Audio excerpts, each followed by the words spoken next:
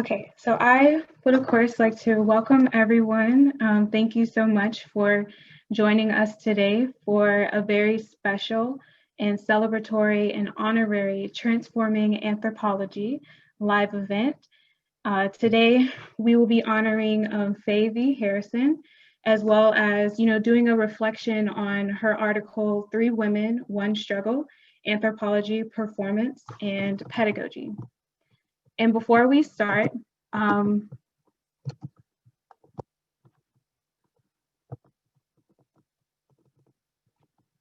just want to read off a very brief bio and introduce the other panelists who have joined us today.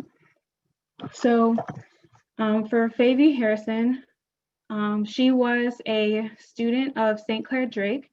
She's a Black feminist elder and activist and a transformative scholar and anthropologist. She previously served as the president of the ABA from 1989 to 1991. And she was also additionally a founder of this journal, The Transforming of Anthropology. Dr. Harrison, she earned her MA and PhD in anthropology from Stanford University. And among many of her awards, she received the 2010 Legacy Award from the Association of Black Anthropologists, as well as the 2018 Presidential Award from the American Anthropological Association. Currently, she's serving as Professor of African American Studies and Anthropology at the University of Illinois, and she previously has held faculty positions at the University of Florida, as well as the University of Tennessee, Knoxville, University of South Carolina, Columbia, and the University of Louisville. Dr. Harrison is additionally one of the preeminent Black feminist scholars who edited the seminal work, Decolonizing Anthropology and Moving Forward Toward a Liberating Anthropology. Most of her research contributions covers the United States, the Caribbean, as well as South Africa and the United Kingdom. Her groundbreaking critical race and feminist methodology for global research has provided many insights into globalization and neoliberalism in Jamaica, Cuba, and the United States. And I see this moment as a very proud moment, being that, we're right now in conversations that have a lot to do with decolonizing the discipline, as well as, dealing with the racial reckoning that's going on right now underneath the coronavirus that we're all in this current pandemic. And Dr. Harrison was additionally one of the first to make the call for centering and examining the role that white supremacy is playing within our society, as well as within anthropology as a discipline. And lastly, I would like to acknowledge how after making, some of the initial calls for decolonizing anthropology in the late 1980s and early 1990s, Dr. Harrison has bridged minoritized discourses within US anthropology to issues in world anthropology's movement, especially as she describes South to South and margin to margin. And I additionally would like to acknowledge how we are joined today by our 2 panelists, Dr. Christen Smith, who is additionally an associate editor for the Journal of Transforming Anthropology. She's an associate professor of African and African diaspora studies and anthropology at the University of Texas at Austin. And she's also the author of Afro Paradise, Blackness, Violence, and Performance in Brazil. We're also additionally joined by Dr. Camee Maddox-Wingfield, who is the assistant professor in the Department of Sociology, Anthropology, and Public Health at the University of Maryland in Baltimore County. So thank you everyone and welcome. And I am so glad to have you all here today for this conversation.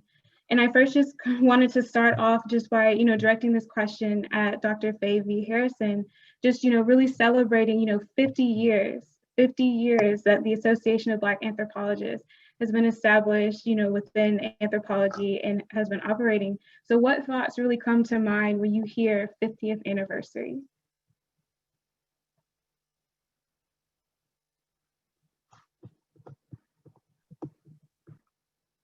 Thank you, Tiffany. And hello to all my colleagues and friends out there. What comes to mind? 50 years, how time flies. It's half a century. And I think how far we've come. We still have a journey ahead of us.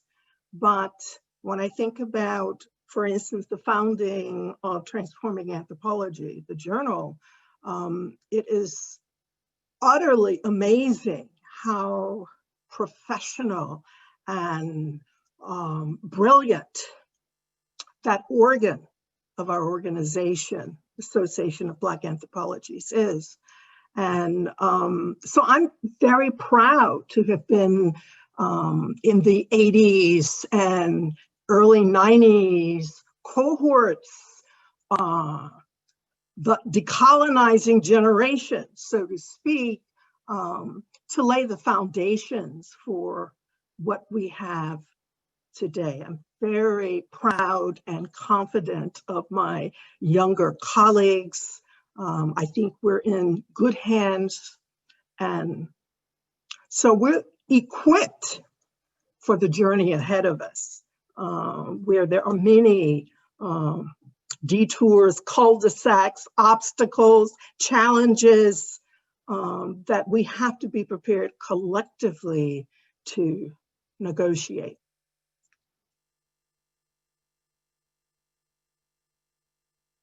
And thank you so much for that. And I also just want to additionally talk on, and this is for everybody as well, just really thinking about the last 50 years, how has kind of the involvement and study of Black culture in life, how has it expanded since the founding of the association in 1970?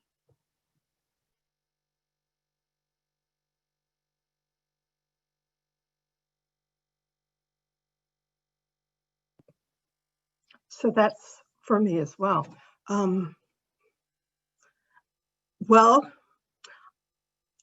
How has it expanded? So this is the problem when I did not read the prompts and prepare. So I don't take an additive perspective, although clearly there are more of us and more of our accomplices who are doing incredible work. But I think there was incredible work done before us, and even before the founding members of the ABA. And of course, I've been involved with rescuing and resuscitating our intellectual history. And so I think that we have the foundations to do remarkable things.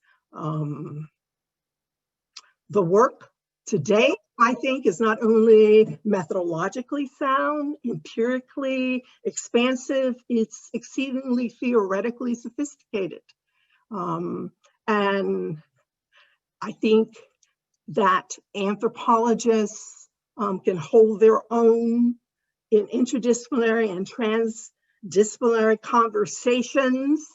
And I'm eager to see us achieve higher visibility as intellectuals, because I think we tend to be on the relative margins of discussions, for instance, around critical race theory.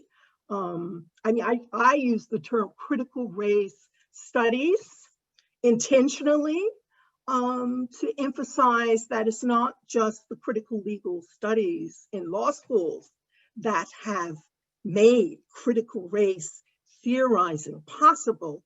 It's astute work across a number of disciplines. And critical race theorists, in fact, have been inspired by the work of creative writers, sociologists, and probably anthropologists as well. So I think it's very important that we locate ourselves on transdisciplinary terrain in crossroads of knowledge and power, and be inspired to move forward from there.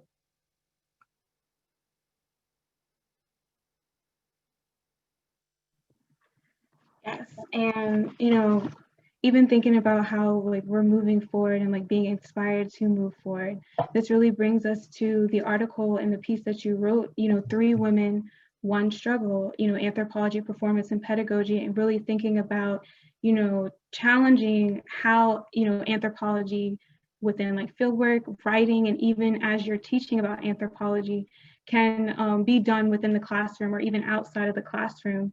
And one of the first questions that I wanted to ask you, and just kind of quoting you out of the article, is, considering how you wrote, to understand and explicate how individuals experience their world, to effectively capture, it lies in the forms of aesthetic and expressive culture as creative writing and performing arts.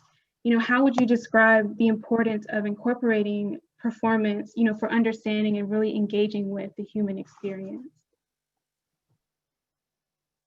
Well, I think that one domain or aspect of African and Afro-diasporic cultures is expressive culture. I mean, we have such artistry and power in the performance of the spoken word. I mean, they're oratorical traditions that are peerless. Our spoken word, even regular speech very often can be poetic.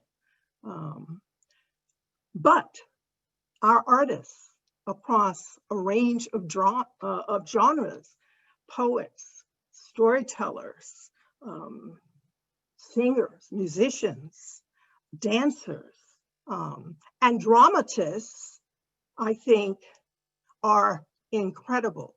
And as a young woman, I had the honor and the privilege to study under, I think, some of the leaders in the Black performing arts, people who had, like George Bass, who I mentioned in the article, a professor of English and African American Studies at Brown University, who had been a protege and a secretary for Langston Hughes, and who connected himself to that creative history, that intellectual history.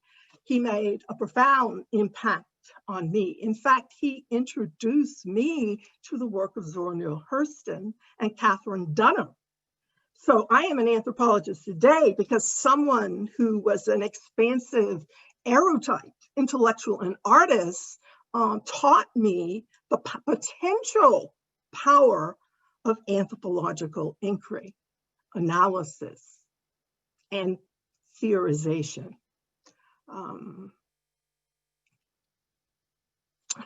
Bass also had an approach to theater. He was a playwright, a director, a scholar. He had an approach that was community-based. It was grounded in public engagement. So theater, dance, the arts were not for their own sake. They were for the purpose of making interventions for social transformation. That made a profound impact on me. In his class, I read about street theater, political theater, for ordinary people, peasants, workers, the unemployed, in different parts of what then we called the third world. All of that profoundly impacted me. And I decided that I wanted to grow up and be an anthropologist. Initially, I wanted to focus on questions of performing arts, but I was also interested in the labor movement and international migration and politics and all its modalities. And so I went a different direction, but I always retained my interest in performance. And I found that a performance can have visceral, cognitive, consciousness-related impacts on individuals and broader audiences in a way that very often, at least for most people, reading an academic article or reading even the most brilliant academic book cannot. And so I was very much interested in expanding, diversifying the audience for the type of anthropology that many Black anthropologists and other critical anthropologists were producing. And so it just happened in the 80s, I experimented with doing skits, performing, not necessarily in the classroom per se, but certainly in academic settings where there were students and colleagues, and I had been invited to talk about my research. And there were times that I would get lectures on my research, and the 5 people in the front would be very engaged and rapt attention, and the other people, perhaps a lot of it went over their heads. And so the year after I was a Ford Fellow, I was invited by a student organization in anthropology to talk about my research.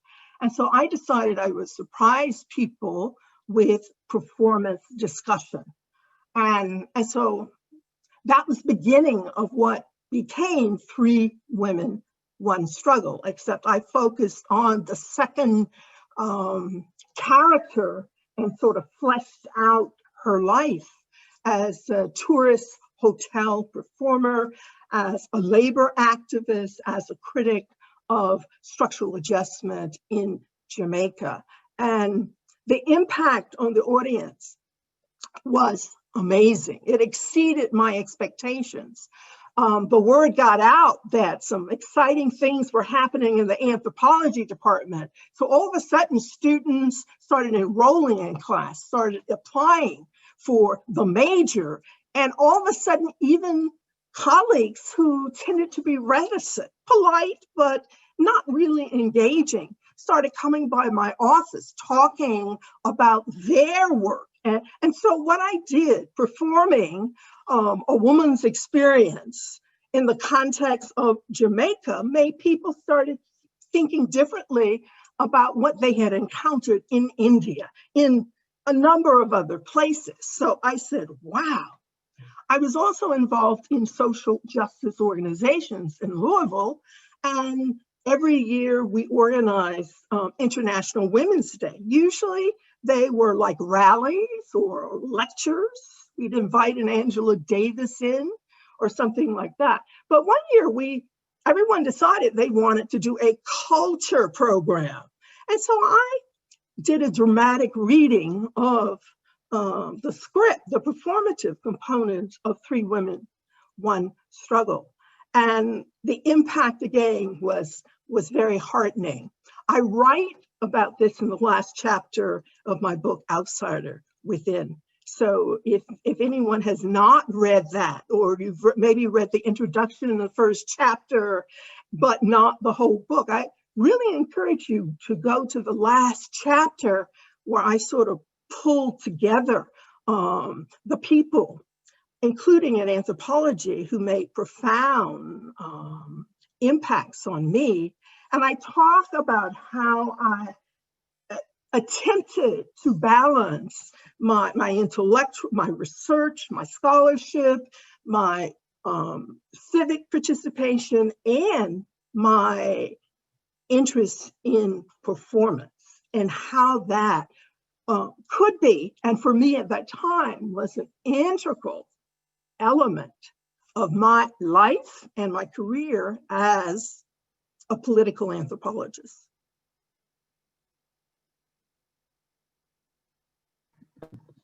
And, just bouncing off of that, and, like Dr. Smith and Dr. Maddox-Wingfield, feel free to jump in.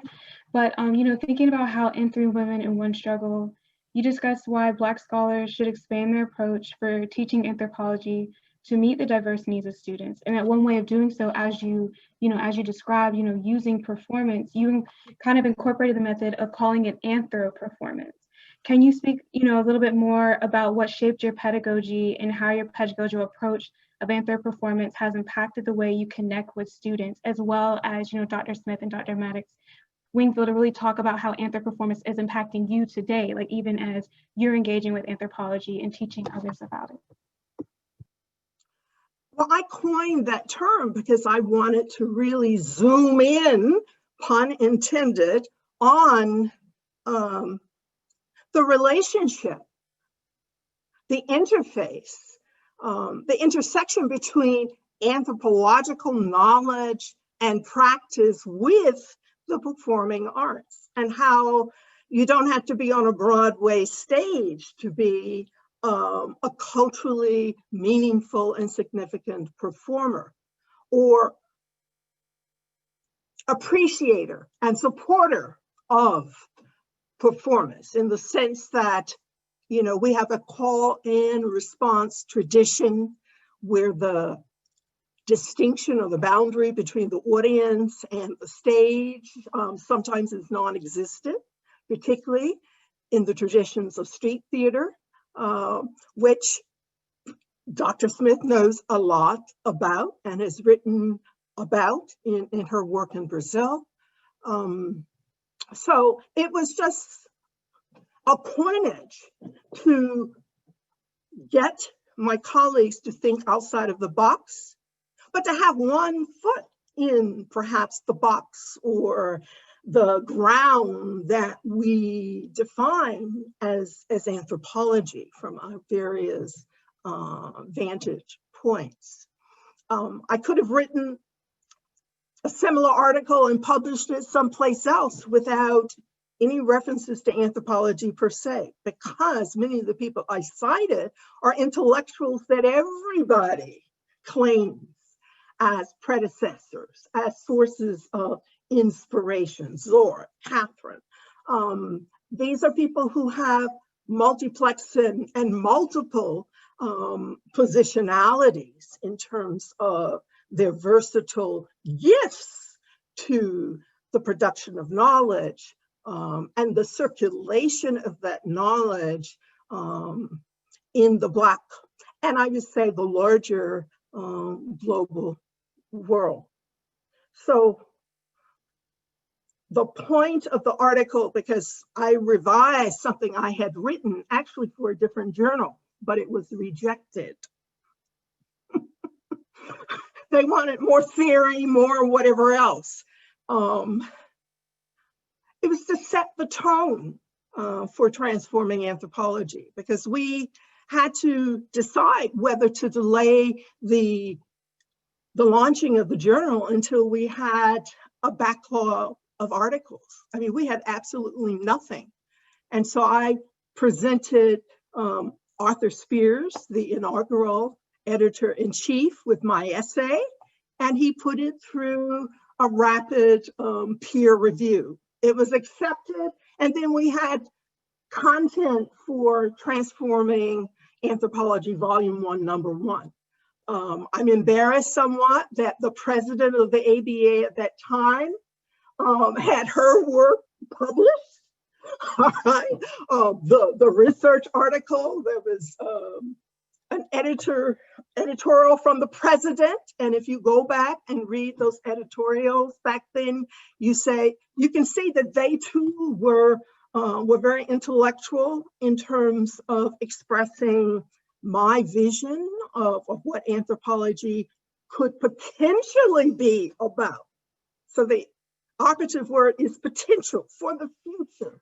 We have to do this as a collective. This is not just the work of an individual within a reward system of individual meritocracy. This is part of a broader freedom struggle for full humanity. I mean, I really believe those things, and I still do now. But so that first issue, in a lot of ways, was Faye Harrison. This is some of the experimental applied research or engaged scholarship she's doing. This is what she thinks when she puts on the hat of ABA president and writes, something from the president. And there was even an article that was basically a syllabus, reflecting, this is what I'm doing, trying to teach about the history of anthropology and anthropological historical perspectives on things that are germane to the kind of anthropology that many of my colleagues, particularly colleagues of color and of African descent, were doing, very often in departments and programs where they were isolated, they were alienated, And so coming once a year to what I call a ritual of revitalization, which was the ABA business meeting, reception, the informal conversations over meals and so forth, that enabled a lot of us to return home to environments that very often were hostile in terms of microaggressions, but also what I call the meso and macroaggressions of institutional racism with this gendered dimensions that affect particularly Black women in particular ways that sometimes make us sick. And so it's very important to come up with collective strategies to ward off those assaults of symbolic, of structural, of micro violences that attempt to and have the potential to derail the types of projects that we work upon. The fact that TA is where it is today, for me, speaks to our success as working in context of synergy and mutuality to advance what we do as individuals and as a broader community of engaged scholars in the scholar activist tradition of many of our forefathers and mothers.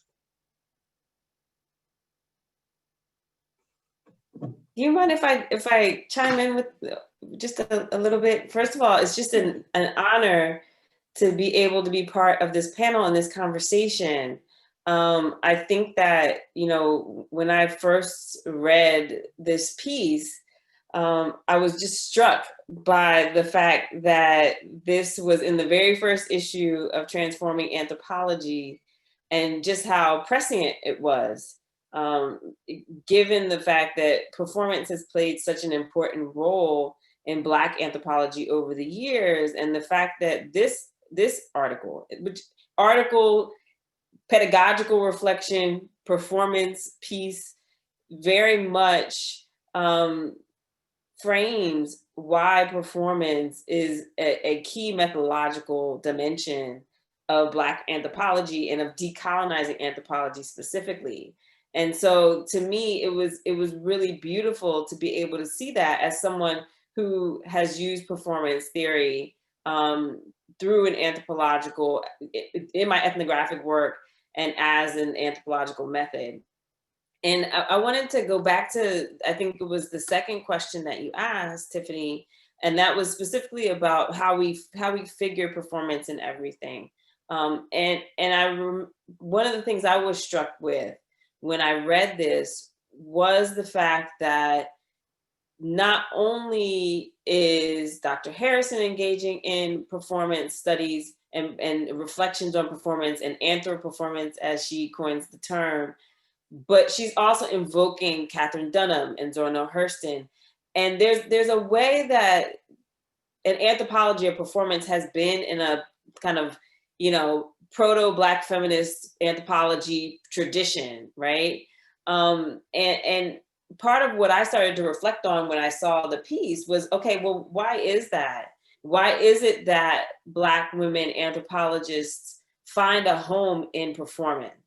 What is it about performance that allows us to engage and say things that, or do things, or convey sentiments and ideas that we don't feel we can convey in the traditional modes of writing and talking about anthropology? And one of the things that I really thought about was the fact that Black women's experiences are very much rooted in the body and are very much about the embodied experience of diaspora. And part of that is, you know, the legacies and the afterlives of slavery, but part of it is also the ways that the diaspora experience and the legacies of slavery created this kind of linguistic rift or linguistic dispersion with Black women in the diaspora. And oftentimes we may not have the same languages to be able to convey our experiences to one another, but we can feel those experiences and we can embody those experiences and we can perform those experiences. And in that way, performance is a language. It's a way for us to recognize the intertwining of our lives. And that is really what this essay does. It is a pedagogical reflection, absolutely. And I'm sure that Dr. Maddox-Wingfield will talk a little bit more about that. You talk about that in the essay that you did for the special issue. But it is also, in addition to that, a tool for us to communicate with one another and to heal through those communications. And so it's almost a way of recognizing one another after many, many years apart. And what, what Dr. Harrison does there is take three women who have similar socioeconomic experiences and are speaking very differently, but you can feel the resonance even in the prose. So obviously, whenever we're writing about performance, you lose something, right? And people who study performance, we talk about this all the time. You lose something because without the embodiment, some of the language is lost, right? Some of the sentiment is lost. Some of the understanding and comprehension is lost. But even with recognizing that and looking at the three stories across one another, you see the ways that these stories are speaking across space and time and experience and diaspora, and you get an idea for diaspora that is very, very different. And so I wanted to kind of add that because I think one of the things that Dr. Harrison brings in this piece, that is not only in this piece, but really kind of that encapsulates her life work, right? One of the things that she's bringing in this piece is a methodology for understanding diaspora through performance and the experience of diaspora through performance. That is, in my sense, something that we methodologically should put alongside someone like Patricia Collins's Black Feminist Thought, where she's talking about the methodologies, the way that Black women theorize in the everyday through their everyday lives, right? And so Black women not only theorize in the everyday through their everyday lives, but they do that through the body and they do that through the site of performance. And they do that, and that's not only how we theorize our everyday lives, but it's also how we communicate with one another. And so I wanted to add that because I think that's one of the really beautiful and striking elements of this piece, although there are many, but that's one of them. And so I wanted to just add that to the discussion. Yes, absolutely, absolutely. That was a great addition, especially when thinking about the tradition of performance and how, Black women are able to engage with each other like across the diaspora as well. I agree. And I think, Camee, you want to come in, Dr. Maddox-Wingfield. Yes, thank you to Dr. Harrison and Dr. Smith for those really insightful thoughts. I am going to focus some of my commentary on the pedagogical intervention that was Three Women, One Struggle, but I also want to follow up on some things that they said before me about the embodiment aspect of performance, and particularly what this means to subsequent generations of Black feminist anthropologists that find themselves in this field where so much of the disciplinary kind of tendencies try to regulate and confine what we can do and how we can communicate the knowledge that we generate.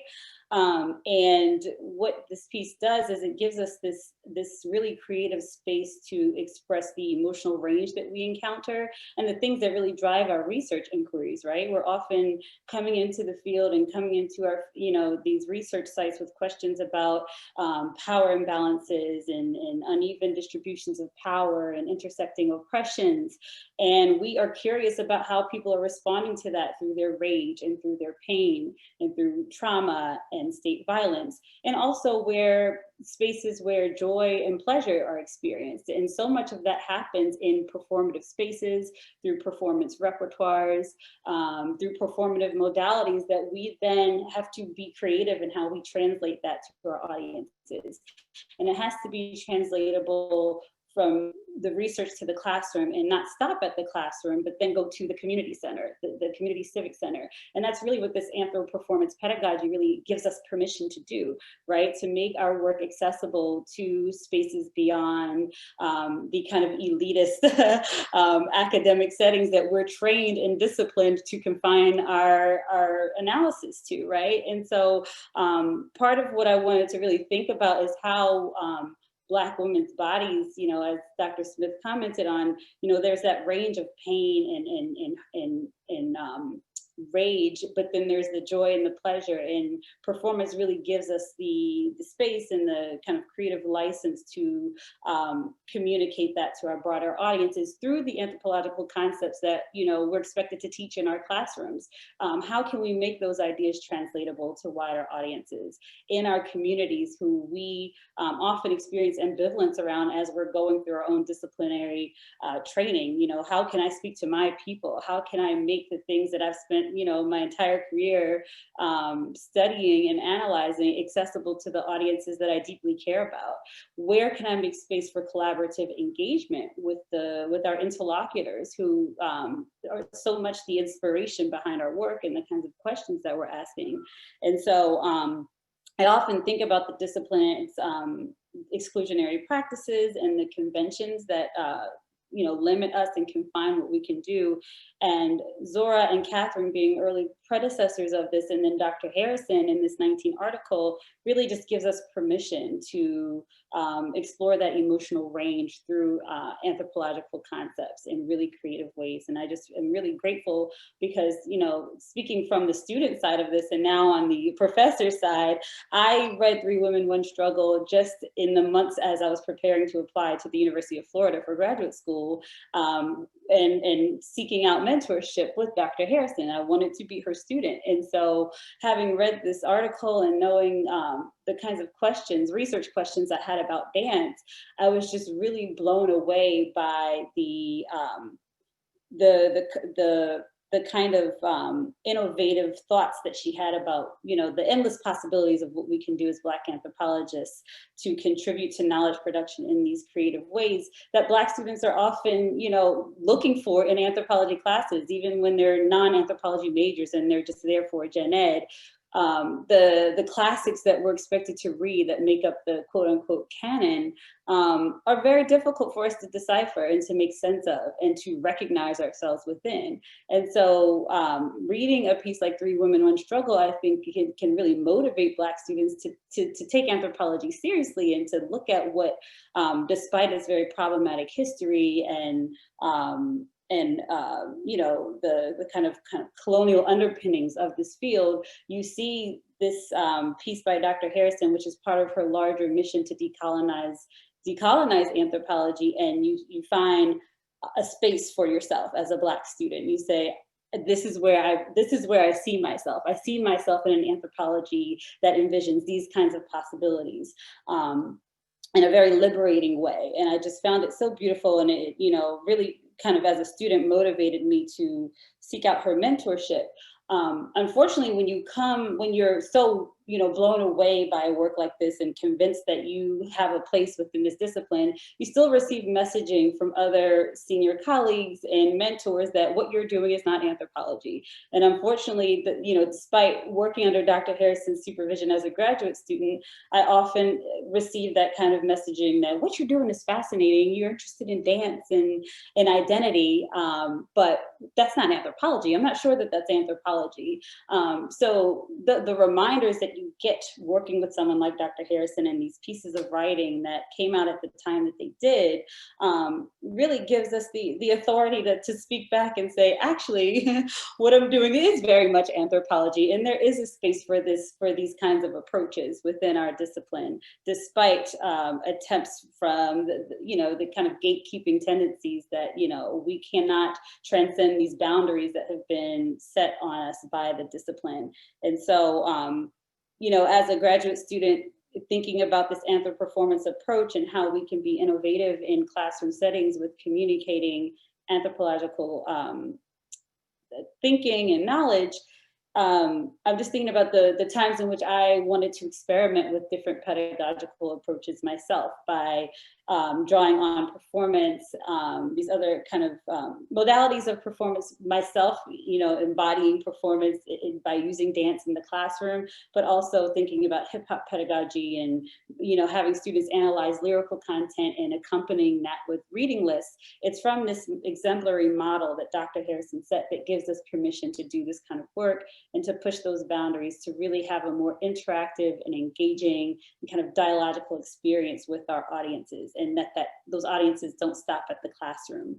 All of those things were very important to me. So I'll stop there. I have more to add about the kind of accessibility aspect of that, but I'll stop there and see where the next question takes us. So thank you. If I could respond, I'm just so full of stimulation and inspiration listening to my colleagues. But I want to reiterate, pedagogy, I was using that in the broader sense of basically transgressing the conventional boundaries between college and university classrooms and the broader crossroads where matters related to what Paulo Freire called consciousization, or we in our tradition, the feminist tradition, the Black tradition in the United States and elsewhere, we talk about the importance of consciousness raising and those consciousness raising groups that were integral to integrating college students and intellectuals into mass movements. And so for me, teaching, and particularly in the 80s, I'm thinking, I worked in the classroom, I was active in teach-ins around anti-apartheid, divestment. In '83, there was a US invasion of Grenada, and there was lots of work in the university and the community to bring the Caribbean into the picture, where many of the progressives were focused on the wars in Central America. But we remapped that whole circum-Caribbean area for people to understand that the stakes in the Caribbean, where on one hand we have military intervention, but in most other places, the intervention is maybe low intensity, but high intensity in terms of particularly the political, economic, and policing impacts on ordinary people on the street. So pedagogy and teaching for me is not just the classroom, although the university setting is very important because that's very often where many of us, that's our point of entry into the work that we do. The second point I want to make is, you know, I've actually written a series of essays that deal with what I call those liminal spaces of creativity with respect to performance, but also creative writing, and how those spaces basically allow us to, they give us permission, if you will, to transgress the conventional methodological strictures that tell us that we have to take a disembodied, objective approach. And so we have to divert attention from our bodies and our embodied knowledge and wisdom. And so this has been an interest that now listening, you know, being a part of this conversation, I said, wow, I got some interesting things I can build on, and maybe I should think some more and do some more writings to make some connections between, for instance, the essays and the chapter in Outsider on Alice Walker and her relationship to Zora. And I asked the question, why is it that there's so many Black thinking women who end up in creative spaces as novelists, short story writers, poets, as opposed to the numbers that we find in the social sciences? And I think it has to do with what Dr. Smith has referenced, you know, the embodied the power of embodied methodologies. And methodology is more than methods, all right? It's a way of making articulations or links between the real world where we're positioned, what can be data or evidence, the types of research questions, the sources of theoretical discourse. You put all that together in a way that permits us, gives us permission to do the sort of critical, decolonial, feminist work that many of us do. And so I appreciate the points that you've made about questions of our body, because in much of Western academic life, we are penalized because of our body. But to see the body as a source of power, intellectually and social politically, I think is something that we would expect to come out of the social and political thought of the global African world.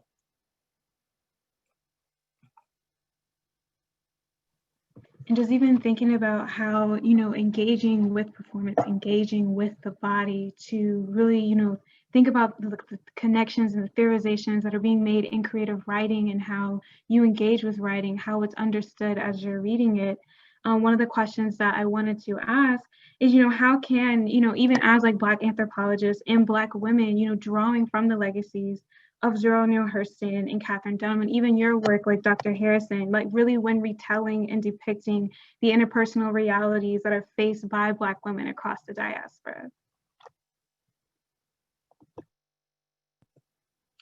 Could you summarize what your question was? Because I'm just blown away by how you set up your question. So what's? Okay. So the question that I'm posing is just really how can Black anthropologists and Black women really draw from the legacies of Zora Neale Hurston, Katherine Dunham, and even your work, Dr. Harrison, when retelling and depicting the interpersonal realities that are faced by Black women across the diaspora? Well, I think you just have to do a nuanced, multifocal literature review, and there's the answer. I think that we have been doing that for 50 years or more. But I think that we should always revisit those texts or the videos that Dunham and also Zora left in the archive, where we can see them in three-dimensional terms as women who were artists, ethnographers, activists, able to communicate in different registers. And so that's what I see, to be able to shift from a language of, let's say, Northern theory, and to code switch into an Afro-diasporic register, I think that's something that we do. I don't think we do enough. But I think we should take the cumulative knowledge that we have gained back to rereading some of those texts or reviewing some of those, and we'll see things anew. Every time, you can read a novel, an ethnography, or whatever over time, many, many times, and you see new things. And so I think this is a moment, particularly given the themes that are addressed in our 50th anniversary issue of Transforming Anthropology.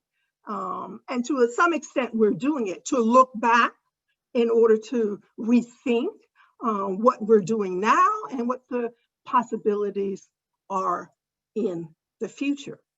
But I must say that I think even though we can celebrate our foremothers, our predecessors, we need to be intellectually honest about who we are and acknowledge that there are limitations, there are things that need to be tweaked, need to be rethought and sort of reworked. I mean, I use that concept because it shows about how we think critically, how we draw on different trajectories of critical theory, but it also speaks to our creativity. Give yourself permission to be what I call creatively critical and critically creative, so that you draw on and you ensure the continuity of an intellectual tradition, but at the same time, you refashion new trends and what have you.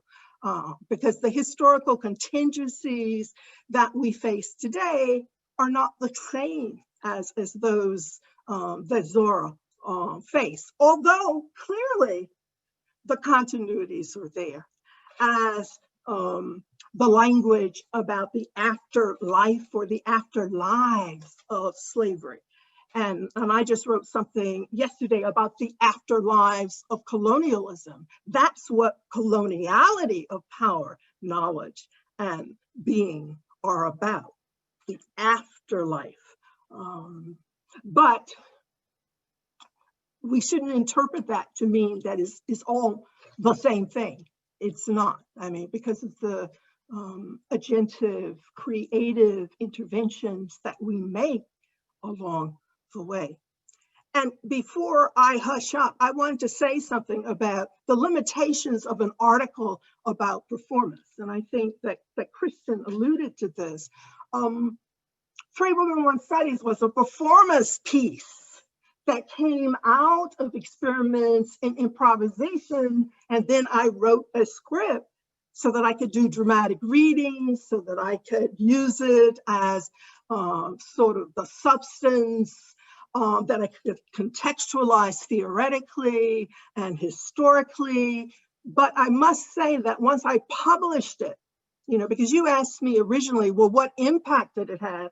And I said, well, I don't know if it had any impact, because I haven't seen people cite it in conversations with a few people. I know that people like Gina Athena Ulysse develop her ethno-performance, very much informed by my anthro-performance.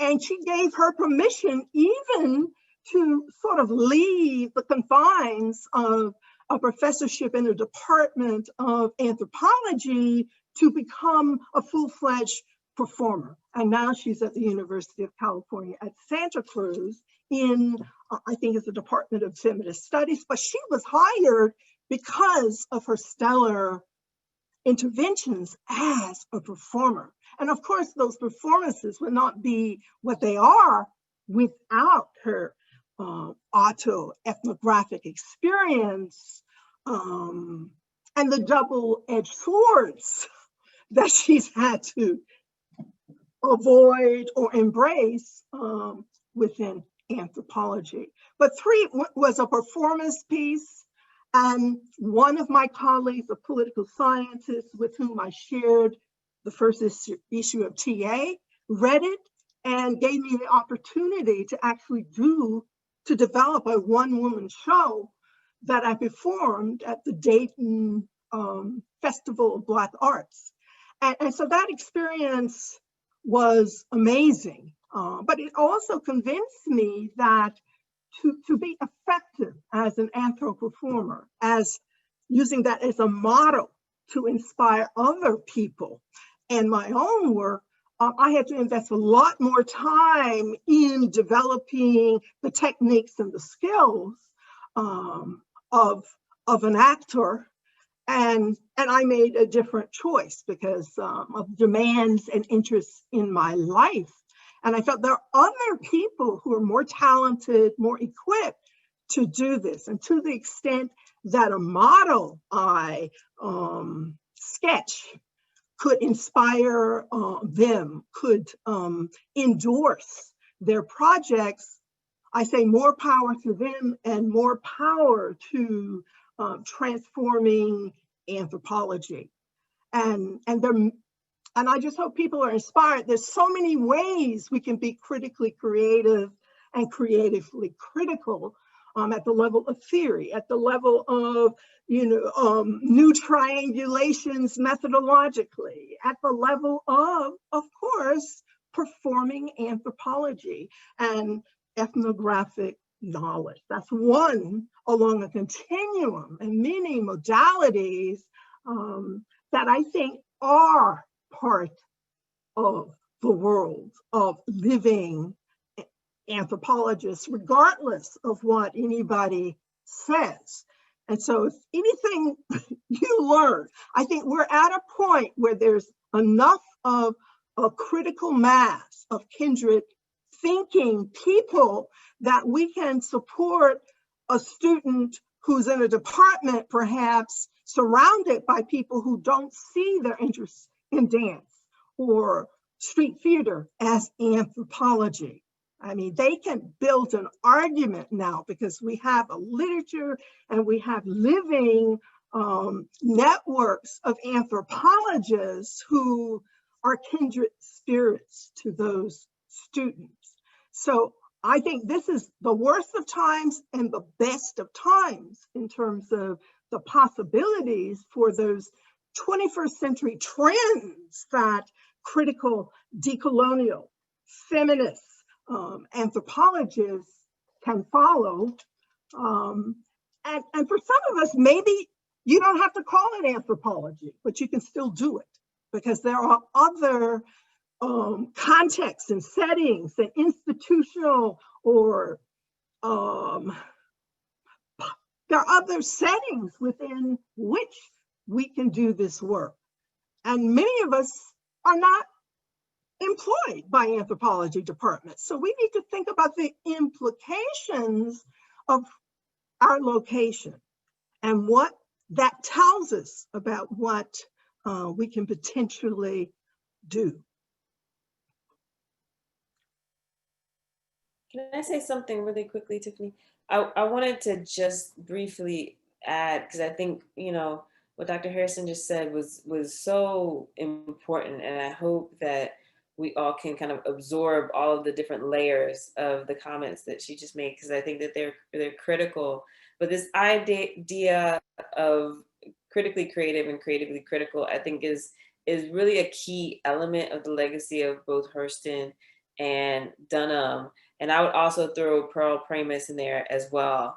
But I want us to, I just think it's important for us to remember the ways that they were always in tension with anthropology and they were never comfortable. And that to me is a really important point to make, because I think that I'm seeing, and I hopefully I'm not getting ahead of myself, but I'm seeing a lot of comments in the chat about, the state of the academy, et cetera. And Zora Neale Hurston was never successful in the academy. Part of what I think we're recognizing is that the kinds of contributions that Black women make when they're engaging with performance as critically creative and creatively critical, to quote Dr. Harrison, are the kinds of interventions that we're making not for the sake, for anthropology's sake, but for our sake. And that's a very different thing. And so part of what I draw as inspiration from Hurston and Dunham and Pramis are the ways that they passionately engaged in their craft in order to celebrate Black people and to celebrate Blackness and to engage with Black people transnationally and to record our stories. And they're archivists of Black life in many ways, but not in the history discipline sense, but in the anthropological sense, in the sense of gathering and keeping and interpreting but not for the purposes of, as to quote Zora Neale Hurston, the white man's right to know, but for the purposes of our community. And so I think that it's important to recognize that, because when I read Three Women, One Struggle, and hopefully Dr. Harrison, I don't want to read into you because you're sitting right there. So if I'm reading too far, then let me know. But I read a piece that is about a desire to engage with Black women's stories.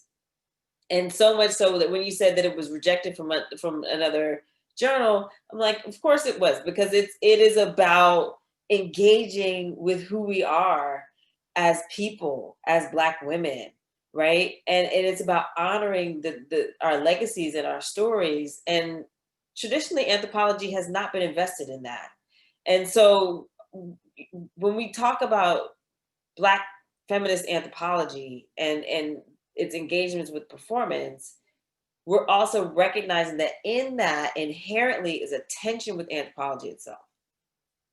It is not a complicity with anthropology. It is a struggle. It is a tug of war. It is a back and forth. I think about, I like literature, and actually it was Dr. Harrison's piece on Alice Walker that made me stay in anthropology as an undergrad, because I was about to leave. And I read that piece and I was like, okay, wait, maybe I could do this. Because I realized that, you know, there were people that were doing this work that I respected, that the literary tradition, et cetera. But I love Octavia Butler, and I love Octavia Butler's Kindred. And I think about Kindred because there is an inherent tension between our survival and white supremacy that we're still trying to reconcile. And we live that every day in anthropology, this tension between contributing to anthropology and disrupting and deconstructing anthropology, right? Because embedded, to me, a nugget in decolonizing anthropology is a recognition that at its core, there's something rotten that we need to get out. So, you know, I just wanted to say that because I think we would be remiss to not say that explicitly. This is an unruly anthropology that we're talking about, but that is what makes it so beautiful. Yes, thank you for speaking that truth, Dr. Smith, because I had actually written something in my notes about there's a reason why Black anthropologists and Black scholars in general encounter this, to some degree, some ambivalence through our training when it comes to performance, because of these past tensions and ongoing tensions and the microaggressions that we experience in the academy when it comes to people taking our work seriously. And I highlighted this thing about ambivalence because, you know, even when we have with our full hearts this commitment to accessibility and translating these stories for wider publics and engaging with our people from a place of love, we still have these jobs that, you know, that tend to discipline us, and that, you know, it's a huge risk to do to make these kinds of interventions and take these kinds of approaches. Reflecting on my own experience as a graduate student, when I knew I wanted to be competitive on the job market, I wanted people to take my dissertation work seriously, but I knew that there were risks. I encountered harassment in certain settings where people don't take the performative aspect of your work or the creative aspect of your work seriously.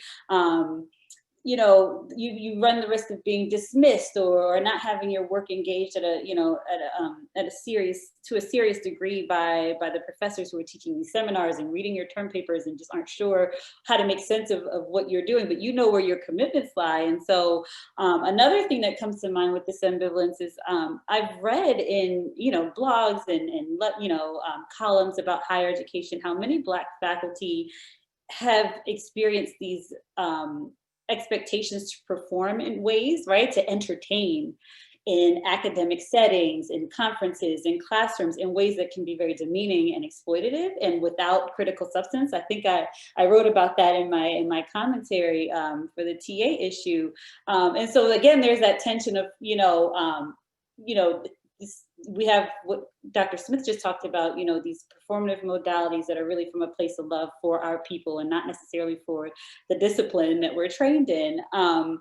But then you have these expectations for students to, you know, not without taking your work seriously, have an expectation for you to entertain in ways that can be really, it can really be demeaning in the classroom experience. And so what I love about the approach that Dr. Harrison is modeling is that we can transcend these disciplinary boundaries that restrict, you know, the terms about who are we supposed to be reaching, who are we supposed to be writing for and talking to, who are we speaking for, who we're choosing to engage and who we're refusing to engage.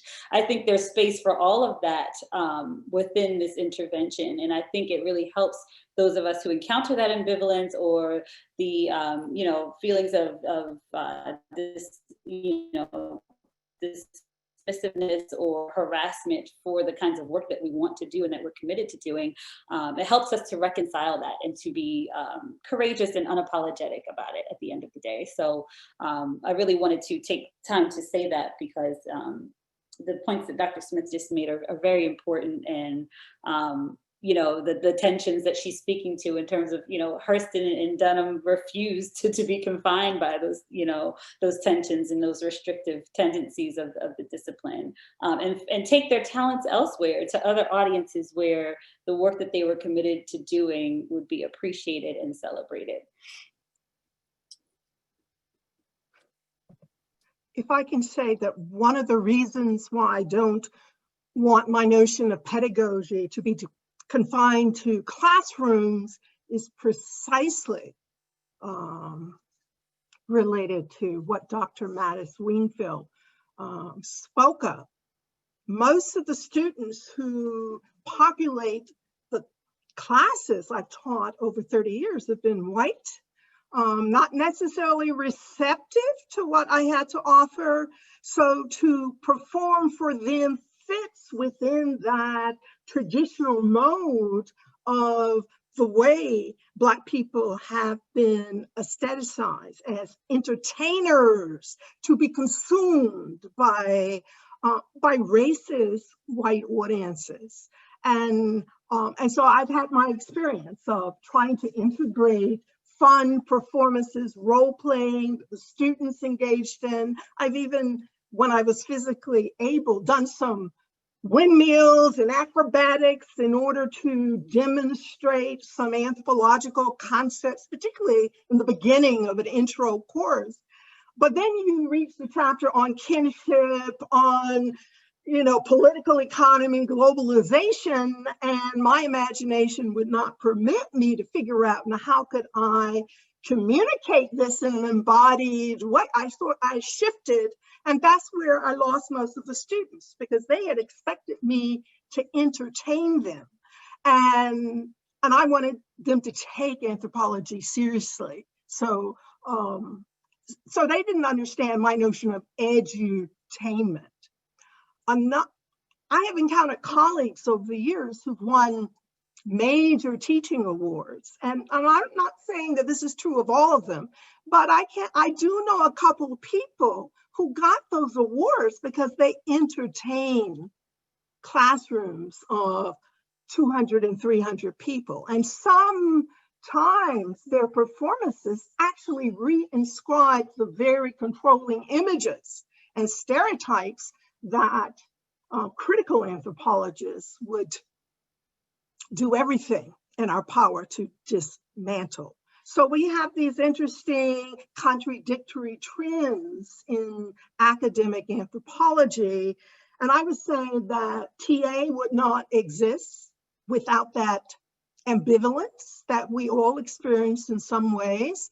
African American pioneers in anthropology showed that a whole generation, and there were actually more than one generation of anthropologists included in that book, they ended up in sociology and education or outside of academia completely because of their ambivalence based on the experience they had in graduate school and as professionals. That I think is the predicament of the Black intellectual, something that we all have to negotiate. But it's important not to allow these institutions to domesticate us. Therefore, I think it was a blessing in disguise that my essay was rejected by Women in Performance, because I think my work would have been circumscribed, misconstrued, its impact would have been nil. And I think I'm hearing now that it was a good decision to publish it in TA.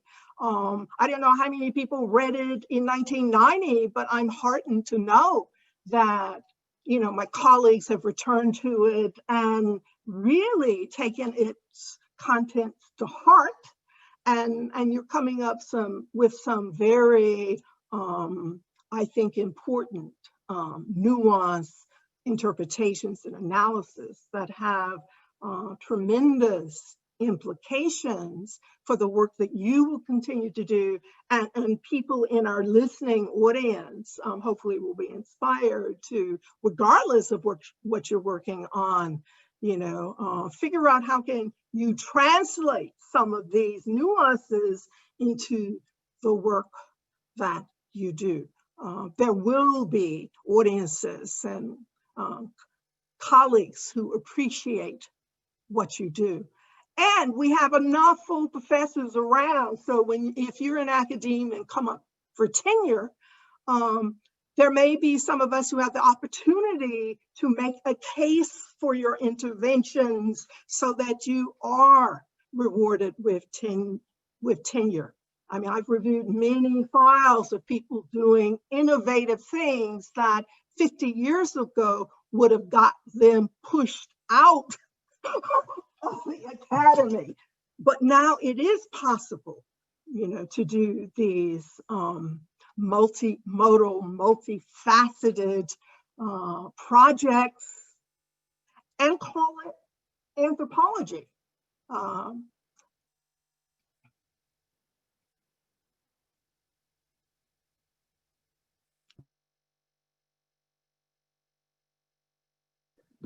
So one final question that I would like to ask before we allow for Q&A, just really thinking about, you know, me in the position that I'm in. Like, I'm currently a graduate student. I'm working my way up to the PhD, but what would you say, you know, everyone, even to scholars and students who are currently coming up through the discipline, who are using the pen to dismantle and decolonize the discipline of anthropology?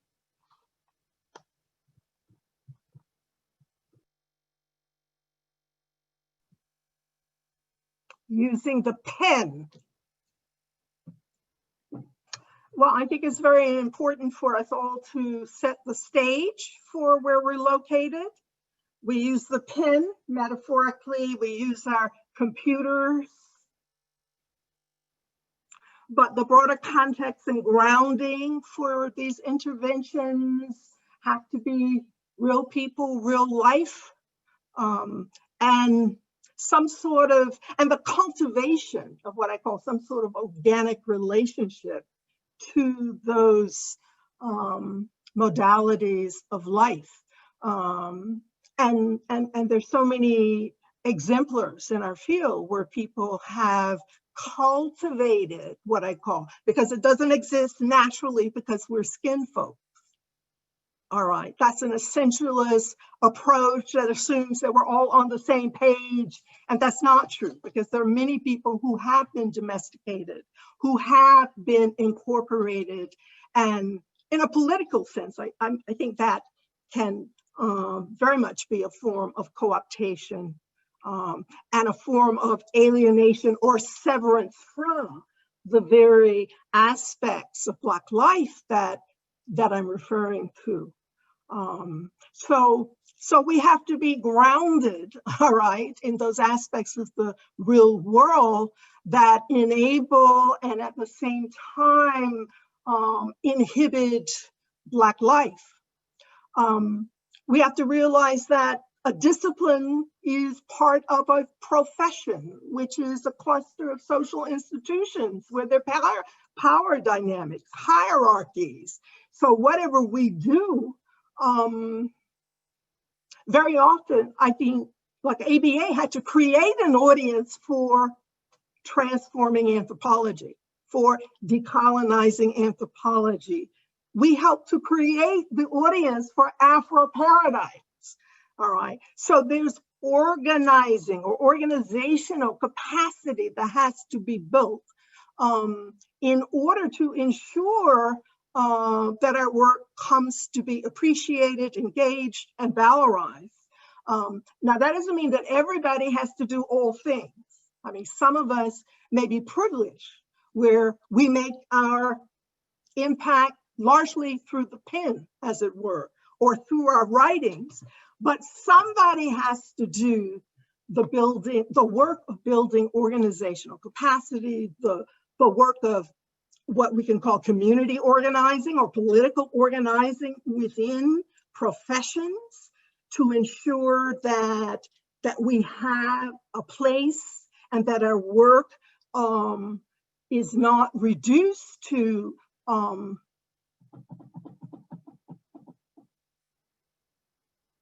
these artifacts that end up legitimating a profession that is just as white supremacist as it was 100 years ago, because you can incorporate diversity without dismantling that nexus of power, and so much that happens within life and academe involves what I call these rituals of legitimation to show that we practice academic freedom. We're in a democratic society. We are equal opportunity employers, yet those of us who embody and exemplify that diversity and so forth still suffer from microaggressions, mesoaggressions, and institutional racialized or gendered and sexualized institutional racism. All right, so we have to use the critical thinking tools that we develop through our formal education and credentialization for making sense of who we are, where we are, and the best tactics that we can employ to truly make a dent. Because so much of the work that our predecessors produced has not been resurrected in the way that Zora's work has been. So in a sense, it's been filed in an archive, which is gray literature, where it would take a team of archaeologists to excavate to find. All right, so the danger still exists that will happen to some, if not many of us. And so we have to do, I'm saying, the collective action, the political work, in order to ensure that that pattern is not reproduced, and we have to do the epistemological work to ensure that even if we are buried, when somebody gets around to excavating it, they will find a treasure trove of ideas, all right, that were in a sense written for the future, not just now. So, I mean, so being an anthropologist, transforming anthropology is teamwork, you know, in which a lot of things have to be done, not just doing our individual research and writing a brilliant text. You know, we have to work hard to valorize those texts, ensure that people get rewarded for them, and ensure that their audiences of students and other readers who critically engage those works, that hopefully will not go out of print, like Zora's. All of her corpus of stuff went out to print. And it took Alice Walker, it took Hemingway, it took many, many people to produce the circumstances where now even her unpublished works are compiled into books. And they're finding some amazing work that now is being taught in anthropology, as well as literature, as well as cultural studies, all sorts of classes. I mean, that was a project, all right? It was a struggle.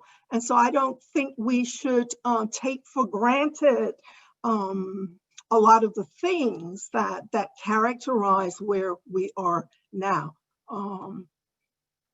We have had to work within, but against those structures of ambivalence. And we may always be contradictions in terms, in the sense that to be a Black intellectual, a Black woman intellectual, a Black politically engaged intellectual is a bunch of incongruities that are too much for many people who will dismiss us, all right, and claim that there should be a law against doing critical race theory or even doing sound public health research, the sort of research that critical medical anthropologists do.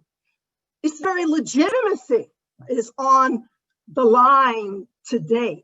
So this is a time for celebration, but I'm saying we need to read the warnings on the wall in terms of what it says about who we are and the ambivalences and the vulnerabilities of being a scholar who dares to speak truth to power and justice,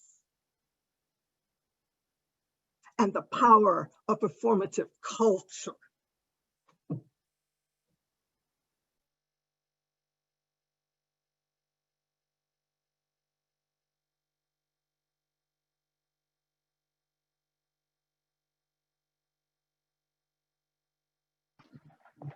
Okay, so I'm going to go ahead and open it up for Q&A. So if there's anyone who's in attendance right now who has a question for any of our panelists, please go ahead and type it into the chat box.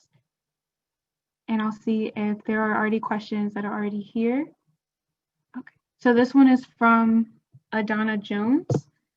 She says, "Thank you for your interventions, honored to be here. This is why dance studies was created and why I got my PhD in dance, because many of us were kicked out of the anthropological discipline. I'm so happy to know that you are all making a powerful stake in the discipline. I'm wondering, how do we make valid our work to decolonize academia, such as we still get tenured? You're touching on this already regarding creative ventures, because I'm interested in having performance or community building via dance classes or podcasts equal to publications, for example."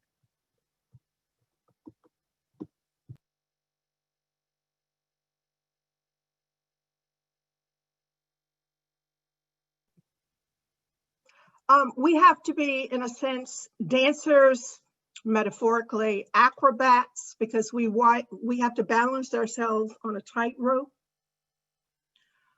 But be heartened by the fact that there are many exciting precedents that have already been made. You have to, I think, remember that if you go to graduate school, you still have to do the work everybody else does. You still have to read the dead white men theorists that everybody else has to read, but that's part of a credentialing process. Is not necessarily the starter in of education, conscientization, and professionalization. So in order to get jobs, in order to keep jobs and be promoted, you have to demonstrate that you went to graduate school and that you mastered, excuse the metaphor, all the theoretical, methodological, and substantive challenges that you encountered in that process. So you have to publish in high impact journals. You have to display a capacity to use theory and maybe even to come up with a new twist on theory. You have to show that you can survive the demands of field work and come up with some very rich data that you then interpret and theorize in innovative ways. And then if you are performing, if you're dancing, if you're doing these other things, you do that. But it's important that you make your connections. Hence, my idea of anthro-performance, whether you publish it or not in your head, and what you do, you weave a seamless fabric, you know, that at once is dance performance or dance choreography, concert production with the work of scholarship, and your portfolio or package has to show that they complement and that you do nationally and maybe even eventually internationally respected work from everything you do. But I think the onus is on you to figure out how do they connect, and so that you can make a case for yourself, because everyone else is going to try to disaggregate and compartmentalize what you do and say, well, half of this is not anthropology, or half of this is service, which is at the bottom of a totem pole, and it's not related to scholarship or research.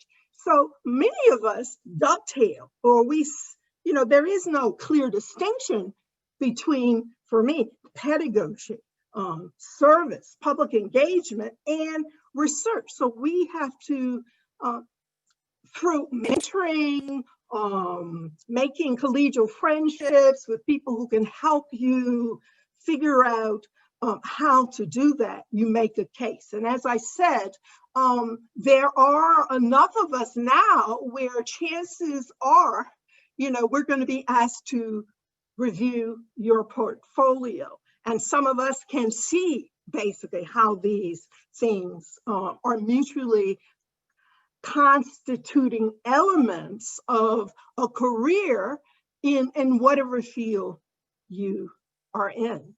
So use an anthropological tool called holism.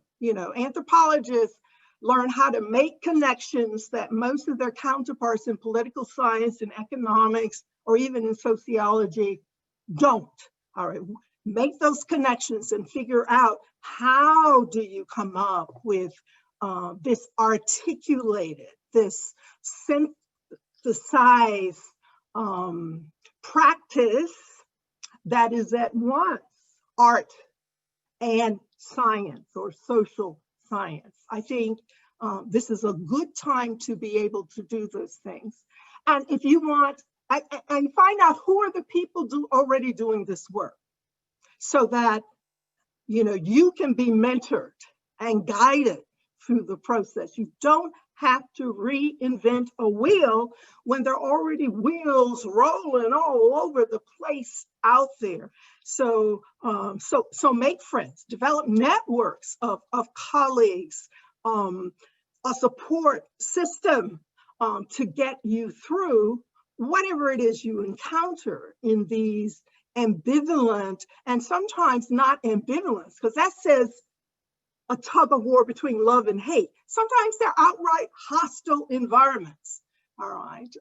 But find out and be guided through the ways you can navigate those settings and come out, in the sunny horizon with a cumulative record of accomplishment.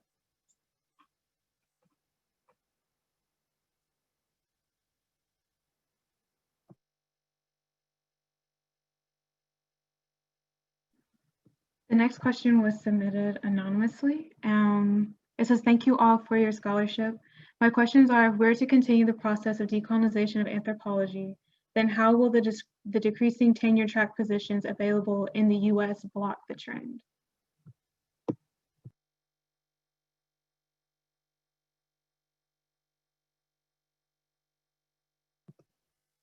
True. One thing I think is that for some of us, anthropological praxis is not solely academic. All right, it's wherever we are, whatever we do. Toolkits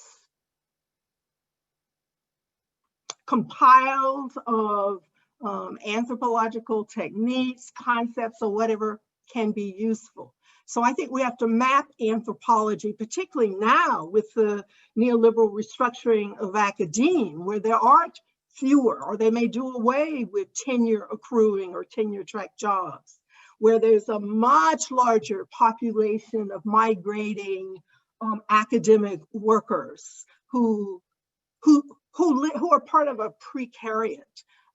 That's true, but we need to decolonize not only the intellectual contents of or the institutional settings of anthropology, we need to decolonize everything.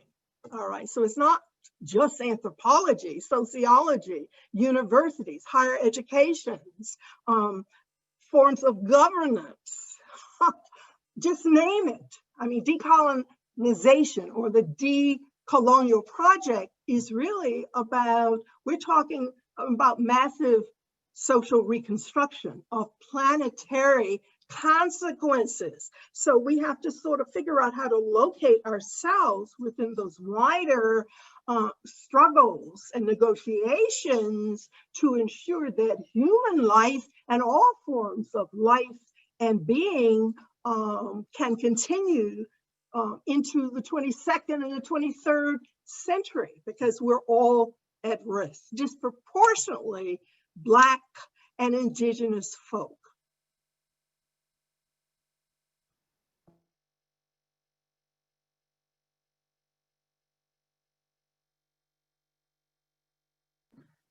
So the next question is from Luz Martin del Campo.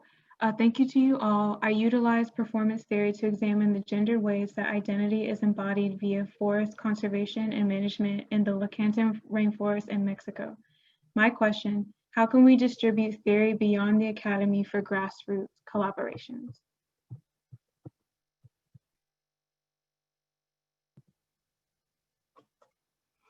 I've actually written about this, and if whoever asked the question would email me, I'll share an article where I ask the question, is theory only in the university for people whose occupations are as intellectuals? And my answer is basically no, that basically that's the problem, the sort of elitist, hierarchical, the verticality of what we call theory. We're taught that only a narrow set of interpretive modalities constitute theory. And we're taught to genuflect to those, particularly the authors who master those forms of written discourse. And we're taught to mimic those particular performances of high theory. And so I think we need to democratize and decolonize our notion of what is theory, who theorizes, and then a question, who is authorized to theorize? Because that's different from the question, or the answer will be different for a question that opens it up and says, who does theory? And what is the use of theory? And in what forms or modalities does theory assume? We've already said that theory can be embedded in the embodied performances of Black women. And there are interpretations now of Catherine Dunham showing that the Dunham method was a way of encoding her theoretical praxis, and in the broader sense, her methodological practice, because that's where theory belongs, in frameworks of methodology, all right, where theory is put to work in non-hierarchical, non-dichotomous, non-binary ways with different forms of practice. In fact, I argue that theory itself is the practice of doing theory work. And so there are a number of theorists who are writing about, these non-elitist theories from, they say, the South. And I use South metaphorically to include us in the belly of the Northern whale, but also we're talking about the global South, those intellectual traditions that very often get neglected. They are under-resourced, they are under-recognized. How many Indian anthropologists or theorists who are not part of what I call a transnational academic elite have you read? People who work in rank and file Indian universities or rank and file African universities. Have you read any of them? Well, they do exist, all right, despite all the obstacles inhibiting them doing that work. So I taught, of course, before I left the University of Florida, and I don't know if you were taking courses then, probably not, Camee, on world anthropologies, where I had people reading Francis Nyenja's novels. He's a stellar ethnographer whose novels and poetry and plays are in conversation with his anthropological and ethnographic work.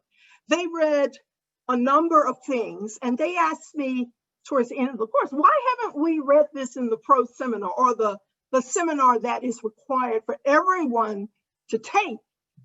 And what can I say? I wasn't assigned to teach that, but thank goddess that you're here now. So when you go out into the world, academic world, you'll have a model for rethinking and reorganizing the syllabus for anything that you teach, because there are more than people who are of the West or in the West or the North who are doing important intellectual and theoretical work.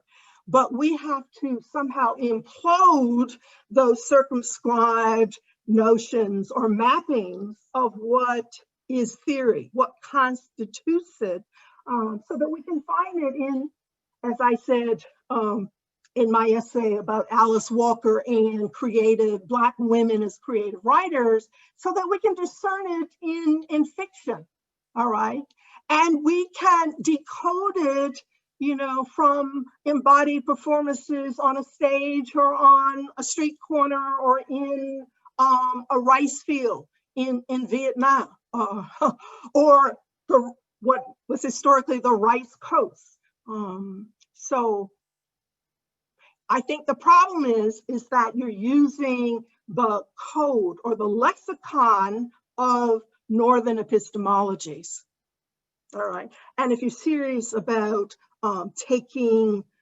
really thinking seriously about what a perspective based on decoloniality is about, then maybe you need to be reading some different authors or talking to some different people for you to extrapolate from them, not just replicate what they say, but really extrapolate and figure out in light of the concrete conditions that you're a part of or that you're likely to investigate, what would theory look like in that sort of context? And I think, very often you have to draw from competing traditions and fashion your own synthetic approach and figure out how do you bring into conversations, for instance, Agamben or Foucault with Ngugi wa Thiong'o, who talks about poor theory, or Raywin Kano, who talks about dirty theory, in ways that I think is consistent to the spirit of decolonial critiques.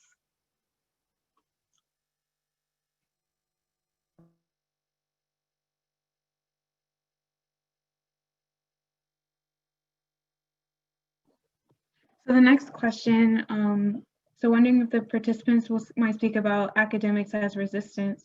Do you see the ideal of truth-telling or truth-seeking as critical to the creative process?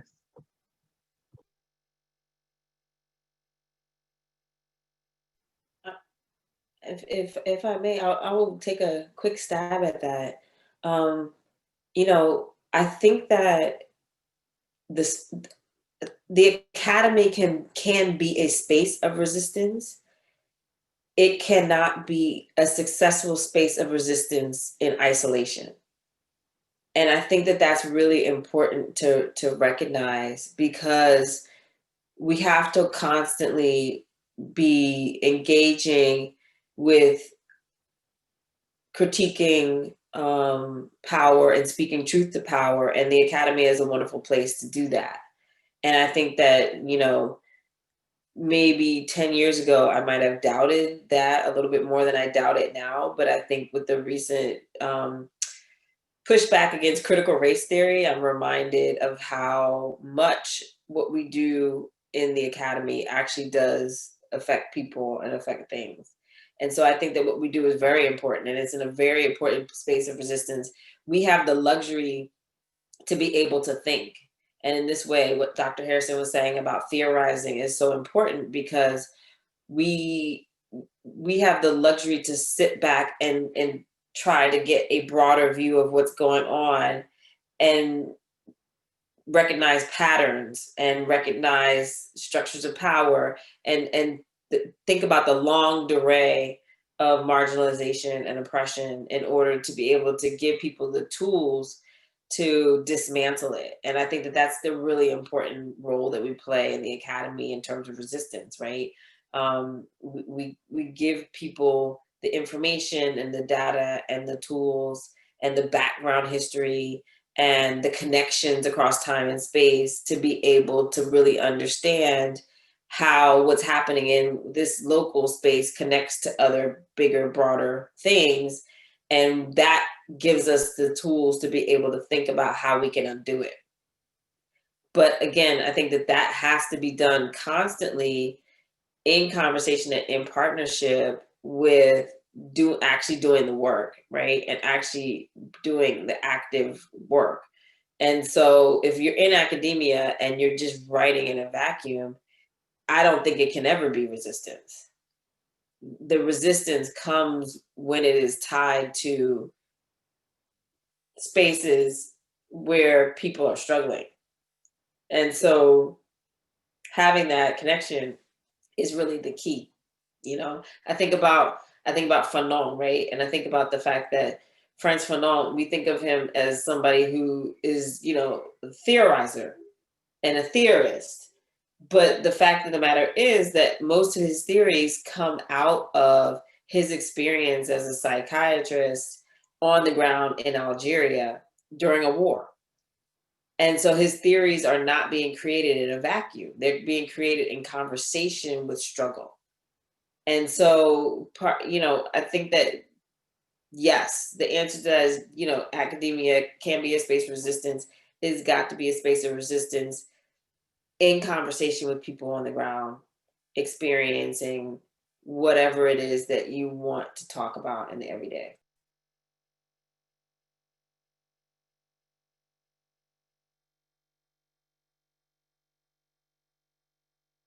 The next question is from Antoinette Waith.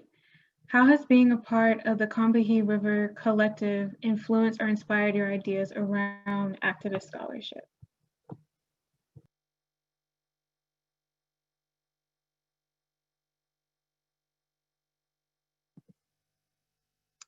Well, for me, the Combahee River Collective exemplifies a context in which, you know, theory was developed in a context of practical politics in Boston. You know, that was a collective that named itself feminist, that made it clear that their understanding of multiple oppressions included matters related to sexuality. You know, they identified themselves as lesbian feminists. And on the ground, I think sometimes we forget the sort of political work they were doing on the ground around racialized violence against women, all right? Because Black women's lives, as we know today, were not valued. And so Black women were disappearing, were found, and then eventually found dead, and it never hit the newspaper. And those cases very often remain unsolved. So the Combahee River Collective established coalitions in order to address those issues and to ensure that Black women's bodies and lives were included in the dominant women's movement approach to questions of gender violence. So this is a context in which many of the women you know, were academic in the sense that they had advanced degrees, but it was in that movement and civil society context that they collaboratively drafted their manifesto. And so, you know, I agree, and I think I've been trying to articulate in my own way the importance of blurring that boundary between the university, the academy, and a multiplicity of sites in the quote unquote real world where people are organizing collectively, where they're living their lives and they are on the move, so that we can have access and even participate in those arenas within civil society and movements to take a collaborative approach to what we do within the academy. But I'm very much interested in the interesting theory and practice that has been accomplished beyond academia, where in some cases people choose to organize these alternative or these settings otherwise in order to do the forms of theoretical formulation whose purpose is to guide people through how do you actually come up with tactics and strategies that are going to have an impact politically and on people's lives. And so the Combahee River Collective for me is just one of the most important instances, but there are many others where people are doing amazing work that is later sometimes fed into the academy. But I think through that process of incorporation and commodification, sometimes we're led to forget the context within which much theory has historically been produced. Most of our people before 60 something, you know, didn't have access to academic jobs, or the jobs they had, you know, were teaching intensive. C.O. Fanon, C.L.R. James, we can go on and on, going back to actually the 18th century and find people who did incredible work outside of universities, because universities did not exist for anyone other than perhaps the elite. So we are beneficiaries of the struggles that led to some measure of democratization of higher education so that we can inhabit the spaces that we do. But I think we can't allow our positions to go to our heads, so that, because to do so would be very myopic. It would mean that we would fail to see what's happening all around us, near and far. And we should do the homework to find out, well, what are people doing? If they're publishing, where? And I think we have the tools now because of new technologies to find things that 50 years ago, it would have been much harder to do. So I think we have no excuse to be ignorant or to be under prepared to do the robust types of work that we're capable of doing now. I had a friend from Kenya who worked at the University of Venda in South Africa visit me at the University of Tennessee many years ago. And she had just published something in a book, and she had never seen the book. They had not sent it to her, or it may have gotten lost in the mail. And so I said, well, let's just go online and see if we have it in our library. Well, we did. And I don't know if at that point I could just, well, I don't know if I got the book or I made a request. I want a copy of this chapter. And I got it before she left the university.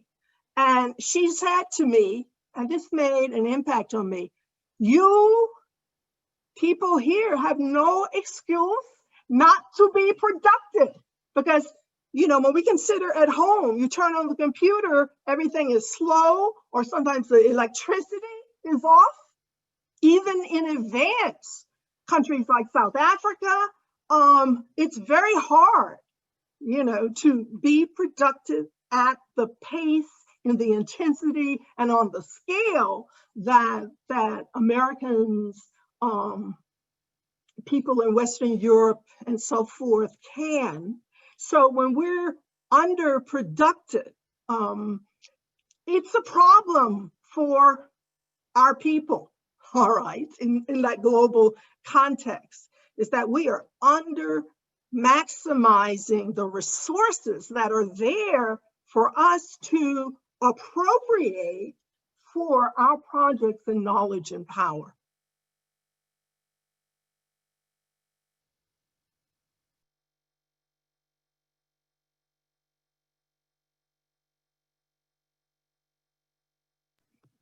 So I think those are all the questions that are showing up in the Q&A, but I wanted to ask if, you know, Dr. Maddox-Wingfield, Dr. Harrison, Dr. Smith, if you have any final like closing thoughts.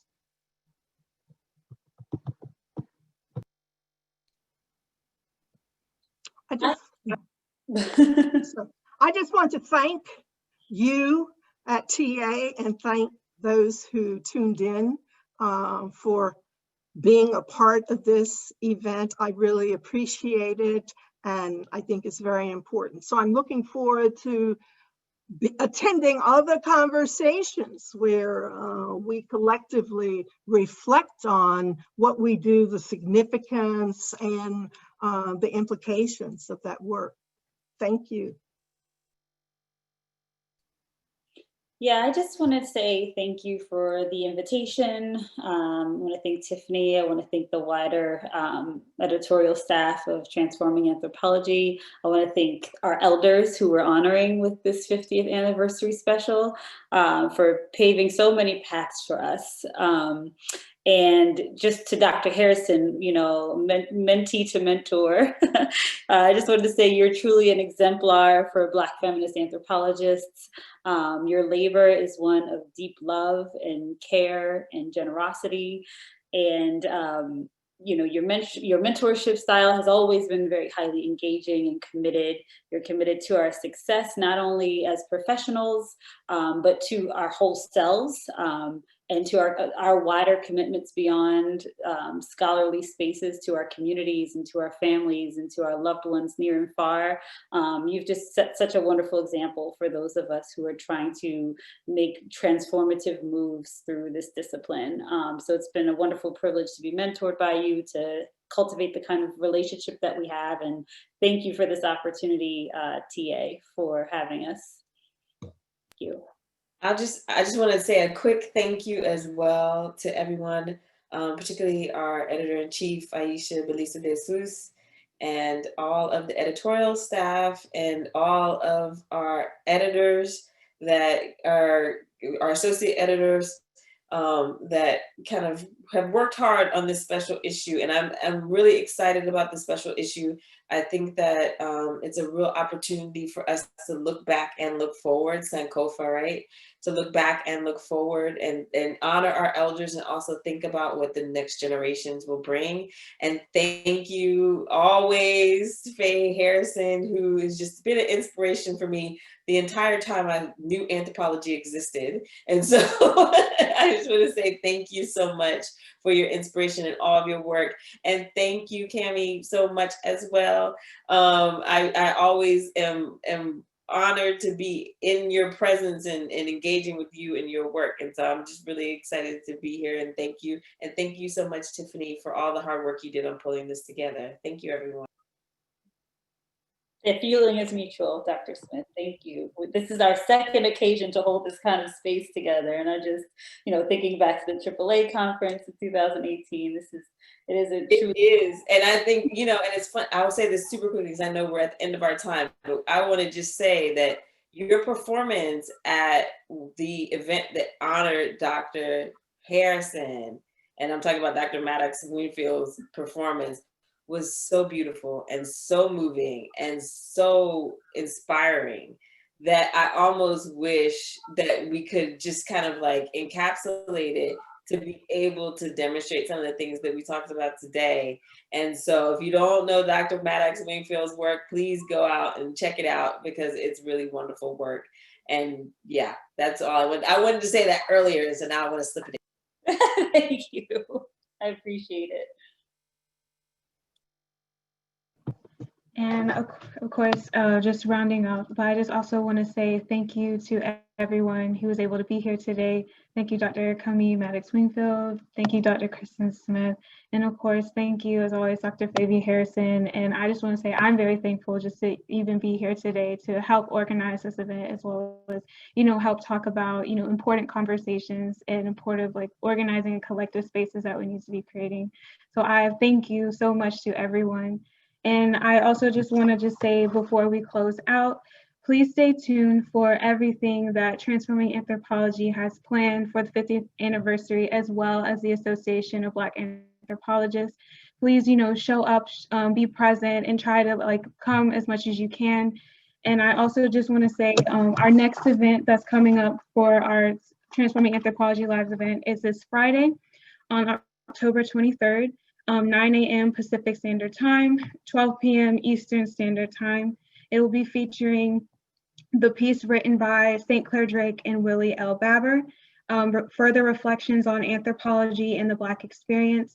This conversation will be featuring Dr. Amy Meredith Cox and Dr. Jafari Allen and our editorial assistant, Chelsea Carter. So I thank you everyone who's able to be here today, and we'll see you at the next one. So thank you.